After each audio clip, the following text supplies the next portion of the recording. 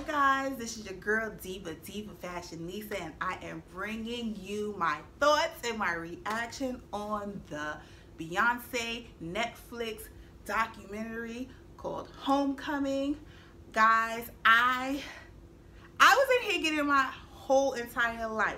Like, I barely like to read weird things, but after watching that, I had to go get out my little Brochella sweatshirt a la Hennessy Morris, and I just really had to get on here and just share my thoughts with you. This documentary, which to me it really wasn't a documentary, to me it was Beyonce's 2018 Coachella performance, or Baychella as I'm calling it. I know it's Beachella, but I like saying Baychella. It was just the performance. I personally did not get to see it because I remember that day I had to work. I had to work really early, so I couldn't stay up late and watch it. And I just like, oh, I'll see it the next day. I'll see it tomorrow. And I kind of try to go on YouTube and find performances, like video of the performance. But every video I found was either way back in the bleacher seats, or the person was moving around because they were so hyped, or it was like at an odd angle. So I just gave up. I got to see all the highlights for everyone else on Instagram, but like the most important parts, so to say, or the parts that really blew other people away, I got to see that. But I didn't get to see the performance in its entirety till today, and it was amazing. I'm just a little mad, like B, you couldn't drop this tomorrow on my actual birthday. You couldn't wait till the 18th. You know, I take the early birthday gift, but I mean, the 18th would have been a little bit more epic. I'm just saying, I might be biased. I don't know. But after watching the performance, I was just like totally blown away. I remember, I don't think they said it so much about the performance, this performance, so much as on the run tour. I heard a lot of people saying things like, you know, Beyonce and Jay just give you the same regurgitated song, same regurgitated performance, and people just spend all this money and they go and see the same performance over and over and over. And I don't, for me, yes, it's gonna be the same songs, and they are classic songs. They still bop. It's just, that's just what it is. To me, it wasn't the same. It's not the same performance. It's just the spin they put on it. It's just the artistry they bring to the table, and it's just, Beyonce is just such an amazing performer that even if I'm seeing Single Ladies for the 100th time, it's just going to be something about the way she sings it and something that she does differently this time that makes it feel like the first time or the best time every time. So I was excited about it. And I'm not even, let me tell you, I am not even a part of the Beehive. I am not a card carrying member. I am a Jay-Z fan. I'm more of a Jay-Z fan than Beyonce. I go up for that man. You know, but watching Homecoming made me feel like getting on the internet and protecting Beyonce. I felt like I needed to get on the internet and go talk some smack to somebody and defend her. I was like ready to really go in on somebody, and ain't nobody said nothing, but I was ready. I was like, who said it? Where? And nobody said nothing. Like, it was that epic to me. We got to see the behind the scenes of what it took to bring us such a good performance. Because the documentary was so long, it was 2 hours and 17 minutes. It actually took me about 3 hours to watch it because I was getting my life. It was so good. I was rewinding, I was dancing. So when I normally know I'm gonna, like, I knew I would do a review. So when I normally do a review, two things happen. I'm either doing my makeup while I'm watching, I'm either like writing notes while I'm watching. None of that happened. I went between this and this. I was either like, yes sis, yes, or I was like, hey. That was me. Like, I was just like, the whole time. I'm hoarse. I was singing, I was dancing. I was like, girl, I'm not even gonna have no voice to do a review. It was just so good. I was just in the moment so much that I didn't get a chance to really prep. So I hope I get across all the points that I want to get across to you. One thing that really stuck out to me was the whole Black college experience. That stood out to me so much, which was the point of her Coachella performance. I know Beyonce said that she would have wanted to go to HBCU. Her dad actually went to one, but she didn't get that chance. She was in Destiny's Child. She said the world was her instructor. So she didn't get to have that experience. I didn't get to have that experience either. I went to college in Brooklyn, but that's what I wanted. I remember being a child and seeing School Days, Spike Lee's School Days, and I just wanted to have that experience. I wanted to do that. I wanted to be just like that. You know, I wanted to be like Tisha Campbell's character and just like, yeah, all that stuff. That was what I wanted to do. That's what I thought college was, and I wanted to be a part of it. So seeing that she was inspired, I can't say exactly what inspired her. Was it just her experience, or she said, you know, going to homecoming, she loved seeing the girls in the bleachers, which is why the performance was in the bleachers. We had the drum line. I like seeing the big girls. I like seeing all shades of brown. I like seeing the guys playing the instruments, and even the girls. It was girls playing instruments as well. And I like seeing like the cymbals, like that performance. All of that was just, it just gave me chills. I just really love seeing. I love how everything was so well executed. Nothing felt cheap or ripped off. It felt authentic. So to hear like a part of the documentary where they were on the bus and the gentleman is asking who went to a historical black college, and it was like, yeah, it was a little bit. Who went to college? And it was like a little bit more. And it's like, who dropped out of high school? And it was even some of that. And it's just to see, like, you would think that everyone was handpicked from an HBCU somewhere, but that's how hard they worked to bring this to us. And I'm just like, wow, I'm blown away. I was sitting there at one point just thinking to myself, like, how much did this cost? You saw, she said she had 3 sound stages. You had a production team. You had her. Beyonce was so involved in every part of the performance. Just being a mother and a wife, it was just like how she took all this on was amazing to me. Another thing that stuck out to me, because I hear a lot of people talking about Blue, and we all love Blue.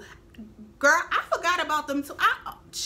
Beyonce, the Carters had them twins so well. I forgot about them. So to see them, that was so. Blue gives me executive vibes. She gives me, she's gonna be like, she's gonna have to tell her dad to go retire. Like, I feel like Blue's gonna be in between performing and singing and running Rock Nation. Like, she's gonna be like, Dad, you can go to the yacht, you could go to Central Pay for the weekend. I got this. Like, yes, I will meet with the executives. I will run the board meeting. It's fine, Dad. Go chill. Like, that's what vibes I get from Blue. Blue doesn't, some people say she's a brat or she's a little fresh. No, Blue gives me executive vibes. Like, she's not going to be one of those little socialite kids running around just happy to be rich and just be somebody's kid. She's going to be running things. I see it. I call it. Yo, remember, I called it. You know, everybody was excited about that. But I loved seeing Beyonce sing Lift Every Voice and Sing. If you don't know, Lift Every Voice and Sing is the Black national anthem. So to see all these parts of the culture, especially that, like, I personally can sing like 3 stanzas of Lift Every Voice and Sing.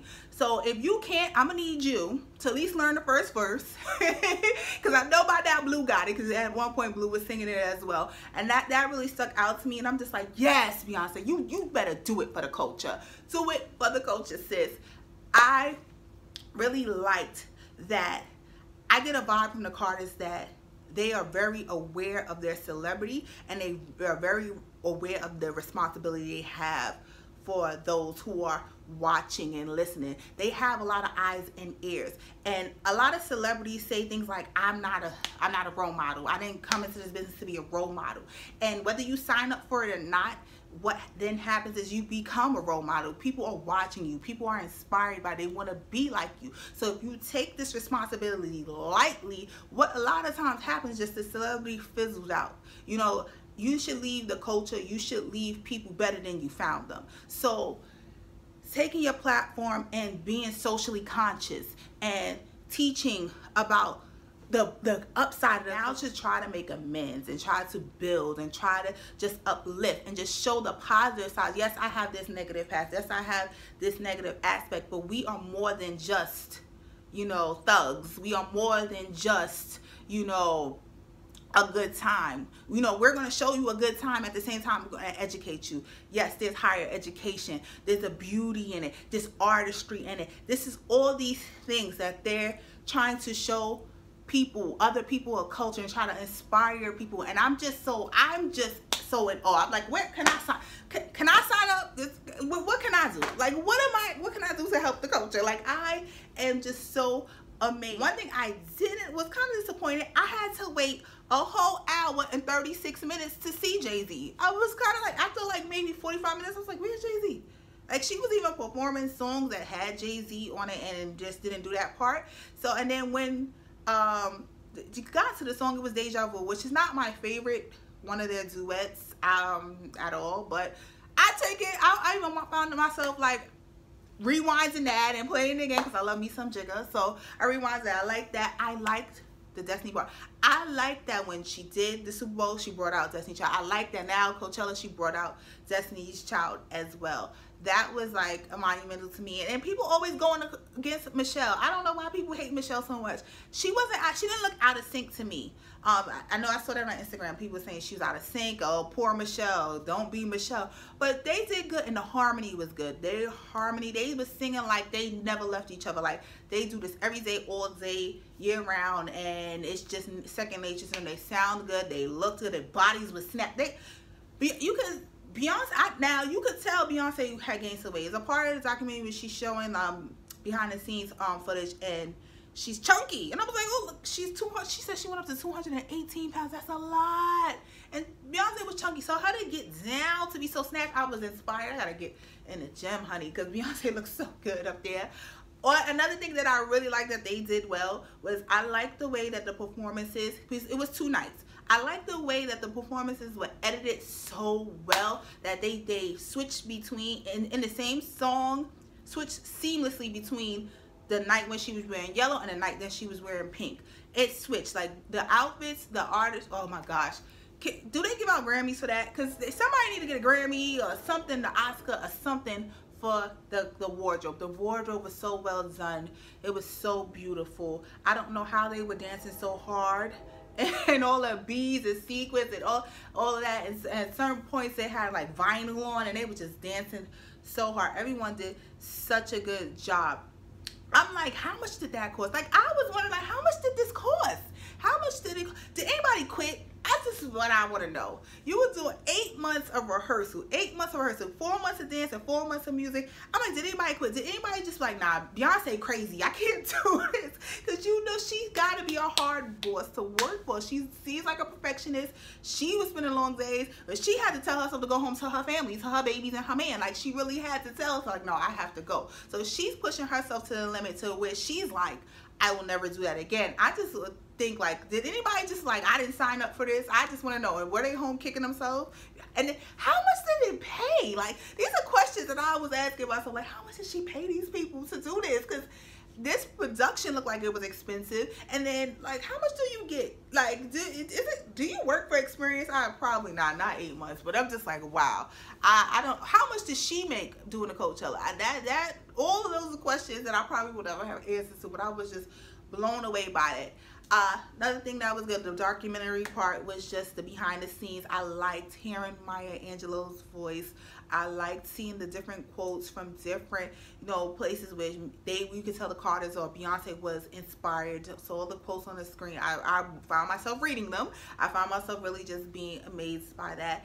I like seeing what the dancers and everyone's experience behind the scenes and how they really became a family. I like seeing the different celebrities and different people in her family, as what was going on, pretty much her having the twins, like all that stuff that happened. And one of my takeaways from it was that we always want stuff when we want it, and that's one thing about the Carters. We waited forever to see them babies, but when she's ready, when the Carters are good and ready, they will share. And when they share, it's just like, yes, it's just like she's just such a gracious and generous queen. I love Get Me Body. I love seeing Solange and Beyonce's on Get Me Body. And I like the fact that they left the fall in there, because since it was 2 nights, I'm pretty sure they didn't fall on both nights. So I like that they left that in there, because she's such a perfectionist, and the performance seems to have gone off without a hitch. That would be like the only thing that just wasn't absolutely perfect. And I just like that they left that in the documentary. I don't know, I don't think there's anything else for me to say. I just feel like if you haven't watched it, make time to watch it. Even if you put it on Saturday, and while you clean the house and you kind of clean up and watch as you go, or you start and stop, this is a performance. This is a Netflix movie that you need to see. I see myself watching it over and over. I did like seeing Beyonce, or listening to Beyonce sing Before I Let You Go. Before I Let Go, actually, it's called, like, by Frankie Beverly and Maze.